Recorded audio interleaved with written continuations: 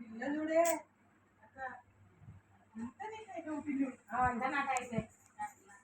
మొగుడు వస్తాడు రాడు నువ్వు చూసొద్దు లేదు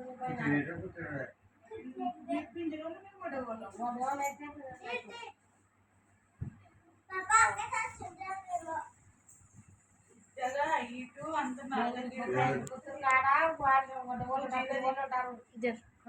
కాపోలే ఉంటారు ఇంట్లోనే ఉంటారు అనేది ఉండదు నీకు నచ్చిన నువ్వు పెట్టుకుంటావు